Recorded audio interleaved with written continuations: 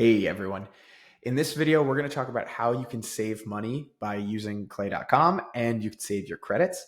In 2024, this is how many cells we ran in our clay.com instance. And I asked the Clay engineers and they certified for me that there's nobody else who ran more enrichments in 2024 than my company, Growth Engine X, under our workspace.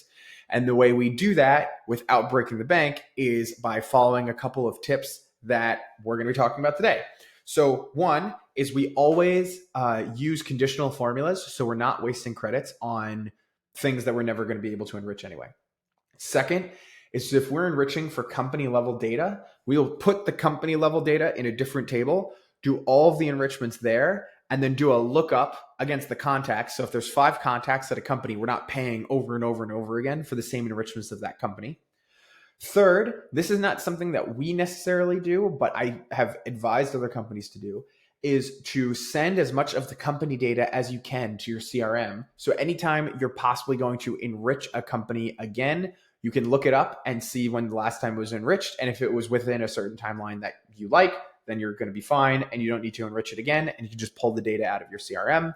And then fourth is to use your own API keys, which that's the main reason or the main way that we're saving all of our money in Clay. And I'm going to go over some API keys that you should be using as well too. So the first that we should just jump into is probably going to be basic if you've been using Clay for a long time now, but you got to use conditional formulas. A lot of the conditional formulas that we set up are all set so that if there's no valid email address, which means we're never going to be emailing these people anyway, we do not run any of the other integrations. And so if you're unfamiliar with what a conditional formula is, in the integration panel down at the bottom, under the run settings, it'll say only run if. We use our formula generator to say something like email is not empty. Or if we have 4 things that need to be true, then we'll also do this too. We'll say, email is not empty, first name needs to start with C, and their company needs to have over 10 employees. Then we won't run any of the other integrations because we don't want to waste money on people that we don't need those integrations for. The second way that we save money in Clay is if there were contacts in here if there was contacts in here and there was multiple contacts at the same company, if you do your enrichment on a company level, then what's going to happen is you're going to keep paying for all the enrichments in here. So what we'll do is, and I can do this live too, we can just export this as a CSV and we can download our CSV. What we'll do is we'll set up a completely separate table and we'll do all of our company enrichments in a different table. So we're just going to remember this and we're going to just say like test for company and contact enrichment. And so this is our contact data. And we could start a workbook for this too, but we're just not going to do that. And then we're going to hit table. And we don't even have to do anything in Google Sheets. We can just use all of the functionality inside of Clay to be able to do this. And we could upload the same exact data that we had, the contact data, same exact data. We hit continue, new blank table. And now we're going to import all of this data. Great. And so now what we can do is we could go to the company domain and we could say, let's dedupe it. So there's 278 duplicates. Look at all the credits that we're saving. Amazing. We'll confirm and we're going to delete these duplicates. Now, anytime that we want to run any kind of enrichment and say we want to use built with to find what technologies they're using, we'll just run the first 10 rows here. Now we're using built with to find any technologies that these companies are using. And they've got 187 technologies, whatever. Let's map this as a column.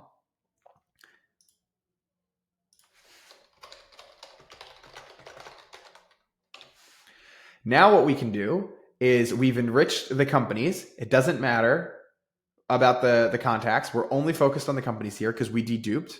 Now we can add a function in this table with our contacts and we could say add enrichment, look up record, look up single row in other table.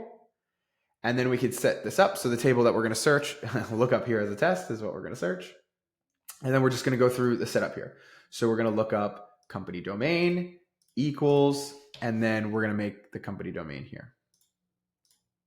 And so now this is another way that you could save a lot of your money in Clay is instead of, now if there's 5 contacts, you saw how many we deduplicated. We would be running those over and over and over again. But instead, now we can just pull it in from that other table and we could save our money that way. The third way that you could save money in Clay is we can push this company information to HubSpot or whatever CRM you're using. And we could say, okay, we're going to create an object, right? And we're going to call it a company object. And then this is the domain.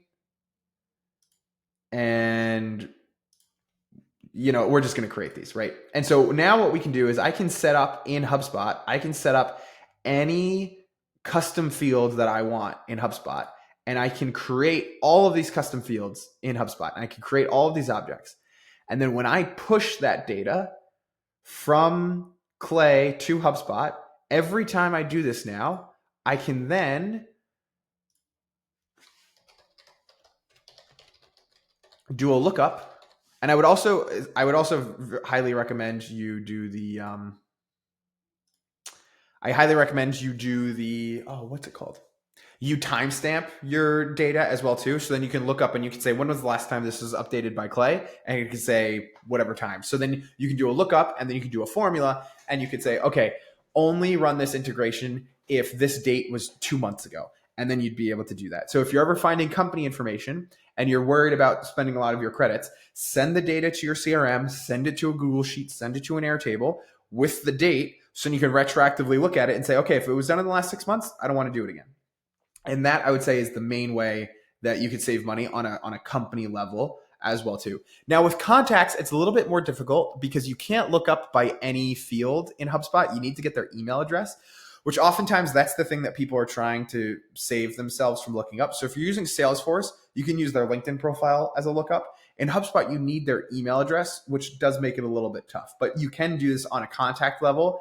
If you are enriching for contacts and you want to know their previous company experience, you find their email address, then you say, oh, okay, hey, I've already found their previous company experience. I'm not going to pay Clay to keep finding it. So send all of your data to another place in order to save money on Clay that way. And then the biggest way that you can save money in Clay by far is using your own API keys. So I'm just going to go through some of these integrations and just tell you what we're using. So Appify, I don't even think you can, you don't even use Clay credits here. So definitely get your own Appify one. Anthropic, get your own key. Apollo, get your own key. Claygen is the most powerful integration in all of Clay. And you get your own API, OpenAI key, and for pennies, it's like fractions of pennies. You can replace, except for email data and mobile phone number data. If you're looking for company news, competitors, fundraising, all these things, you can replace all of them with Claygen. Claygen should have its own category. I'm sorry. Claygen has its own category. Number 5, use Claygen to save money. It can replace so many of the other data providers that you're looking for, and it's so cheap to be able to do. I can't say enough good things about Claygen. And then Better Contact, if you want to use them, use your own API key. Built With, definitely get your own API key. Basically, just like get your own API key for as many of these as you possibly can. But for something like the Google enrichment, we don't use the Google enrichment inside of Clay, and we don't use their credits for this. We use Serper.dev, and we hook up the API, and we use that. And maybe that's a better, anyway. So we use that. We use Serper as a replacement for this. Again, Harmonic has great fundraising information, but if you just use Claygen to go find funding, it's going to do a great job of that. I'm just looking through anybody else here that we use APIs for. It would probably be better for me to just open up our HTTP API. Yeah, I'm just going to open that up. So we have our HTTP API, and you could browse the templates in here. And so Octave is really great for writing. Let's see what else we have in here. Serper.dev, I would say, is probably the biggest one that we use. Zenrose, we use Zenrose a lot to scrape data. I would definitely check out Zenrose. Let's see. Are these mine?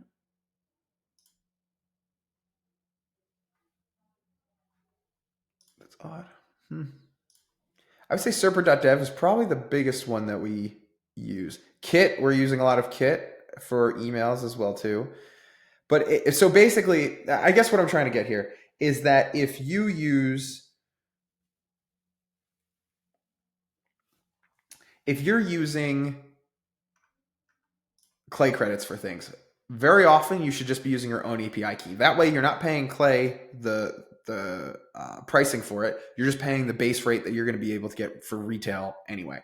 And then that way you can use Clay on the $350 a month plan or whatever the APIs get unlocked for you. So you can have your own custom API keys.